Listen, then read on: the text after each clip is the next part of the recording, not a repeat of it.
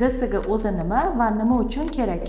GSG ya'ni ekstrasalpingografiya bachadonga kontrast modda yuborib, bachadon naylarining o'tkazuvchanligi hamda bachadon ichki nuqsonni aniqlashga yordam beradigan tekshiruv usuli.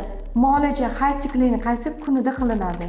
Odatda tekshiruv hayz sikli tugagandan keyin, ya'ni hayz siklining 7-12 kunlari orasida qilinadi. Tekshiruvdan oldin qanday tayyorgarlik kerak? Tekshiruvdan oldin yallig'lanish yo'qligiga ishonch hosil qilish uchun mazok analizlarini ko'rib olamiz hamda 2-3 kun oldin jinsiy aloqa qilgan bo'lmaslik kerak.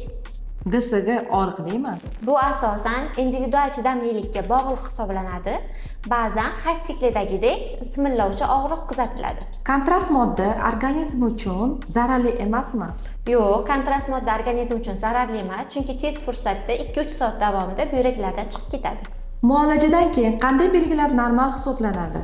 Qorin pastida simillovchi og'riq hamda bir necha kun davomida qizil yoki pushti ajralmalar kelishi normal hisoblanadi. Qachon xavotirlanish kerak? Tana harorati ko'tarilganda, chidab bo'lmas og'riq bo'lganda, qayd qilish belgilari kuzatilganda tezda shifokorga murojaat qilish kerak. GSGdan keyin qachon jinsiy aloqa qilish mumkin? GSGdan keyin 3-5 kun davomida jinsiy aloqadan saqlanish hamda issiq vannalar tavsiya etilmaydi. Kimlarga GSG qilish mumkin emas?